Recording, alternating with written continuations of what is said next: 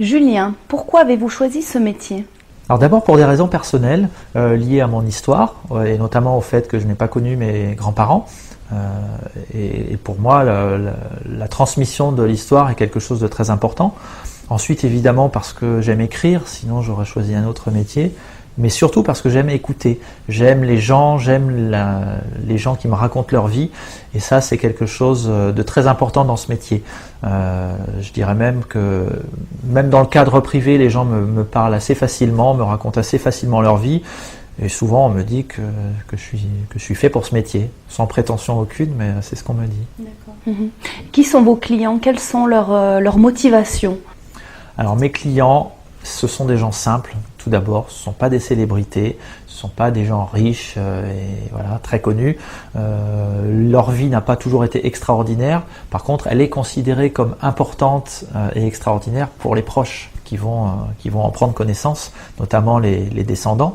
Je dirais que les motivations des gens qui vont écrire leur vie, elles sont de trois ordres. La première, évidemment, enfin celle qui vient à l'esprit, c'est la transmission. Donc préserver la mémoire de l'oubli, transmettre à ses enfants, ses petits-enfants, etc. La deuxième grande motivation, c'est le témoignage. Par exemple, témoigner sur une réussite professionnelle ou personnelle, la participation à des événements historiques pour faire un bilan d'un épisode de sa vie. Et puis la troisième grande catégorie, c'est pour se libérer, tourner la page sur une enfance difficile ou une période douloureuse de sa vie. D'accord. Comment cela se passe concrètement pour écrire la biographie d'une personne? Est-ce que vous prenez des notes? Alors, concrètement, donc, il y a toujours un premier entretien, parce que c'est très important que la personne soit en confiance, et réciproquement d'ailleurs. Donc il y a toujours une relation de confiance qui doit s'établir entre la personne qui raconte et le biographe. Donc ce premier entretien est toujours gratuit, bien entendu. Quand la personne réside un peu plus loin, ça peut se faire par téléphone ou par Skype. Mais ce qui est important, c'est que moi je puisse répondre à ses questions et aussi cerner ses motivations, savoir pour quelles raisons elle décide d'écrire sa vie. Ensuite, pendant les entretiens, moi j'enregistre tout ce qui se dit. Ça permet d'une part de ne rien oublier, parce que voilà, quand on prend des notes, on ne peut pas écrire aussi vite que la personne parle. Ça permet également de conserver le style et le vocabulaire de la personne, parce que chacun va avoir sa propre façon de s'exprimer, et c'est important que les proches qui connaissent la personne puissent reconnaître sa façon de s'exprimer dans le livre.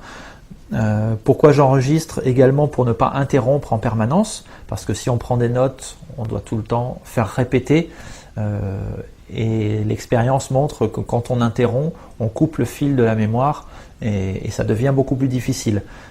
C'est beaucoup plus fluide et naturel quand on n'interrompt pas, et puis surtout le fait d'enregistrer me permet d'être vraiment à l'écoute des gens qui me parlent, des gens qui me racontent leur vie. D'accord. Qu'est-ce que justement ces gens vous racontent? Est-ce que vous guidez les entretiens? Alors, ce qu'ils me racontent, je dirais leur vie tout simplement. Ils peuvent me raconter tout, puisqu'il n'y a évidemment aucun jugement de ma part. Moi, on ne se connaît pas avant de commencer ce travail. En général, il n'y a pas vraiment de nécessité de guider l'entretien, puisque une fois que le travail est commencé, une fois que le récit est commencé, ça vient tout seul. Les gens se parlent très facilement, et donc évidemment quand c'est nécessaire, moi je peux poser des questions pour obtenir des précisions sur tel ou tel événement, sur telle ou telle personne par exemple, mais de manière générale les gens sont très vite à l'aise et puis se mettent à raconter très facilement. Est-ce que c'est pas un peu difficile pour ces personnes-là de se confier à vous, ne vous connaissant pas? Il y a toujours un frein? Alors, ça peut paraître difficile, je dirais qu'au contraire, c'est plus facile de se livrer à un inconnu qu'à quelqu'un de la famille, par exemple. Parce que quelqu'un de la famille, si vous allez raconter des choses très personnelles, elle va forcément porter une forme de jugement sur ce que vous dites, sur ce que vous avez vécu, etc. Ce qui n'est pas le cas du biographe. Moi, je suis quelqu'un d'extérieur, et au-delà des quelques minutes d'hésitation qu'il peut y avoir lors du premier entretien, parce qu'on ne se connaît pas, le temps que la confiance s'installe, mais ça va très très très vite. Ensuite, c'est vraiment un réel plaisir pour les gens de se raconter, ça se ressent, c'est un plaisir partagé d'ailleurs. Alors, il faut savoir que c'est difficile d'écrire sa vie tout seul. Beaucoup de mes clients ont essayé, ils ont essayé d'écrire avec un traitement de texte comme tout le monde, mais c'est compliqué, ils ne savent pas par où commencer, ils savent pas quoi raconter, et puis surtout personne ne les écoute. C'est tout l'intérêt du biographe. Le biographe est là pour vous écouter, et le fait qu'il y ait quelqu'un qui vous écoute, vous allez avoir une facilité à parler, et puis les souvenirs vont remonter plus facilement parce que voilà, il y a quelqu'un qui est vraiment attentif à votre histoire. D'accord. Et du coup, combien de temps faut-il pour écrire sa vie, son livre?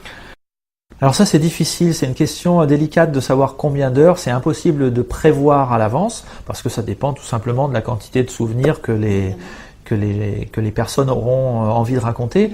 On va dire en moyenne, parce que je vais quand même répondre à votre question, on va dire en moyenne il faut compter entre 10 et 12 heures d'entretien. Ça peut être un peu plus, ça peut être un peu moins, ça va représenter 150, 180 pages.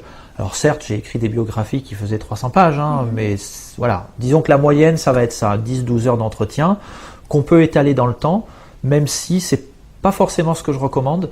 C'est vrai que quand on a commencé ce travail, c'est pas mal d'avoir des entretiens qui durent un peu plus longtemps pour ne pas couper justement le fil des souvenirs qui remontent parfois difficilement.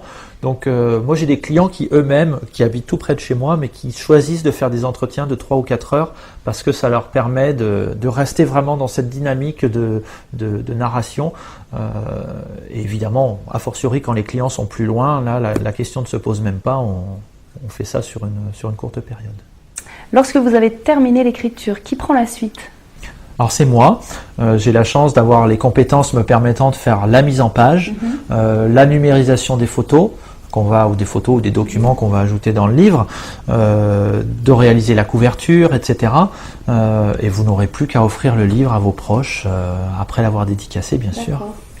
Et donc à quoi ressemble ce livre tant attendu? Oui, vous faites bien de souligner tant attendu, souvent par beaucoup de personnes d'ailleurs. Alors le livre se présente comme n'importe quel livre que vous trouverez en librairie, donc c'est vraiment un livre de qualité. Aujourd'hui avec l'imprimerie numérique, on peut vraiment faire de très très beaux livres, parfois même avec des finitions luxueuses. C'est tout à fait possible, avec des reliures en cuir, etc. Mais de manière générale, ça va être un livre comme ceux que vous trouverez en librairie, donc avec évidemment couverture couleur, le nom de la personne qui a raconté sur la couverture, évidemment, avec une petite fierté d'avoir son nom sur un livre, ce qui est tout à fait normal. À l'intérieur, on va pouvoir mettre autant de photos qu'on veut, 10, 15, 20, 50, 100, vraiment autant qu'on veut. On pourra mettre des documents aussi, je pense notamment, ça peut être des diplômes, des bulletins scolaires, ce genre de choses. D'accord. Est-ce que les gens vous demandent de publier ce livre? Est-ce que ça peut être quelque chose de possible? Oui, c'est tout à fait possible. Alors le plus souvent, le livre reste dans le cercle familial. Donc c'est destiné à la famille, aux proches. Par contre, il y a des personnes qui vont écrire pour témoigner, comme on l'a vu tout à l'heure. Et là, ils auront envie de publier ce témoignage pour faire savoir ce qu'ils ont vécu, que ce soit historique ou plus personnel, des choses un peu douloureuses qu'on a envie de partager pour faire savoir ce qui s'est passé. Et là aussi, je vais m'occuper de tout jusqu'à la publication du livre, sauf la vente, bien entendu. Mais dans tous les cas, quelle que soit la finalité du livre, c'est le client qui décidera à qui sera destiné le livre. Qui va le lire? Est-ce que c'est simplement la famille, les amis, ou est-ce que c'est beaucoup plus large, avec une diffusion en librairie, par exemple? On entend dire que ce travail est un travail thérapeutique pour la personne qui va confier sa vie. Qu'en pensez-vous? Alors c'est une bonne question parce que la réponse est clairement oui. Écrire, c'est très thérapeutique. Peu importe les raisons pour lesquelles on a initialement eu envie d'écrire sa vie, on en ressort toujours transformé et plus léger.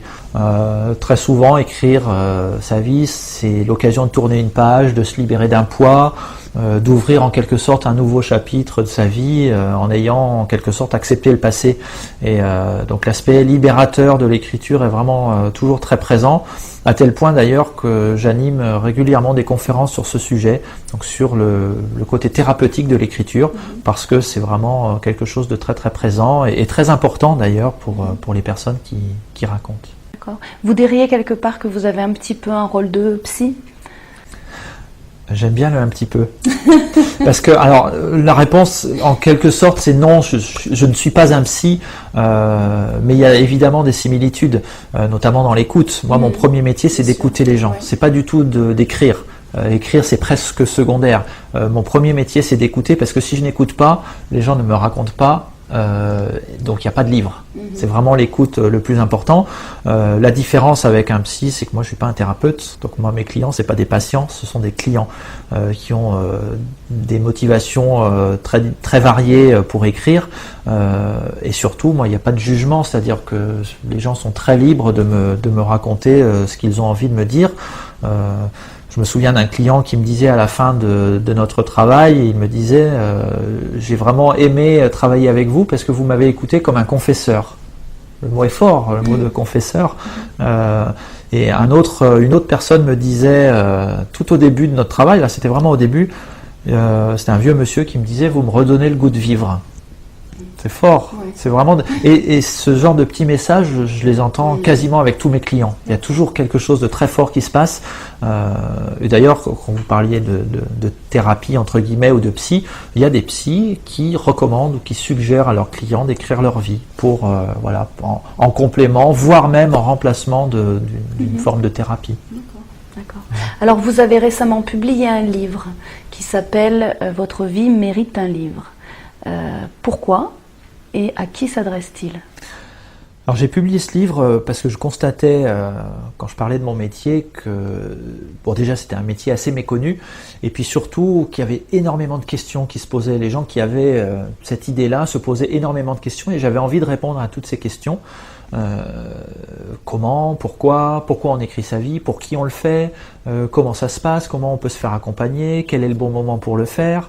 Et puis surtout, j'ai constaté qu'il y avait beaucoup de réticence. Les gens me disent oh mais moi ma vie n'est pas intéressante, j'ai rien à raconter, ça n'intéressera personne, etc.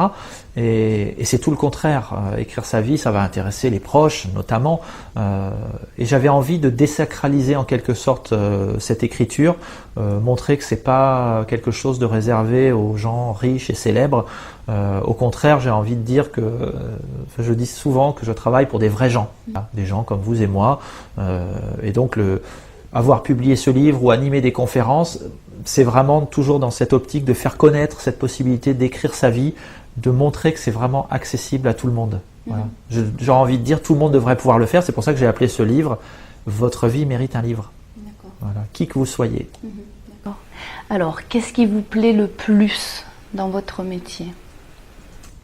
Alors, ce qui me plaît le plus dans mon métier, sans hésitation, c'est de voir l'émotion sur les visages des gens quand le livre est terminé, quand je leur apporte le livre terminé. Je dis les visages parce que c'est le visage de la personne qui reçoit le livre, bien sûr, mais c'est aussi les proches, parce que souvent les gens vont organiser une petite cérémonie, une petite fête, un repas de famille, convier la famille à la remise du livre, et c'est toujours un moment très émouvant, les larmes sont jamais bien loin. Et voilà. Alors au-delà de ce petit moment de partage et de plaisir très fort pour beaucoup de monde, il y a les entretiens, bien sûr. Ce qui me plaît, moi, c'est d'écouter les gens. Écouter les gens me raconter leur vie, me faire des confidences. Parfois, c'est des personnes qui ne me connaissaient pas 10 minutes avant, ou en tout cas qui ne m'avaient jamais vu, et qui me racontent leur vie avec beaucoup de facilité, beaucoup de simplicité. Il faut savoir que pour raconter sa vie, il faut qu'il y ait une relation de confiance entre le biographe et la personne qui raconte. Et voilà, mes clients me disent souvent que ils parlent facilement en raison de mon écoute, en fait, ma qualité d'écoute qui leur permet de dire tout ce qu'ils ont envie de dire sans aucun jugement de ma part. Alors donc, si l'on souhaite faire appel à vos services pour écrire sa biographie, comment peut-on vous contacter? Alors je vais bien évidemment indiquer mes coordonnées à la fin de cette vidéo. Toutes les personnes qui sont intéressées pour en savoir plus ou pour écrire leur vie peuvent me contacter, bien entendu, je les invite à le faire parce que c'est important que moi je puisse avoir cette occasion de répondre à leurs questions, de comprendre leur motivation, de me présenter bien entendu, et puis qu'eux puissent me parler de leur projet qui souvent est là depuis longtemps. Voilà. Donc moi je répondrai évidemment à toutes les questions, j'essaie de m'adapter ensuite au mieux à leur projet, à leurs souhaits et accessoirement à leur budget aussi. D'accord. Je vous remercie Julien Ferry-Pénac. Je vous en prie.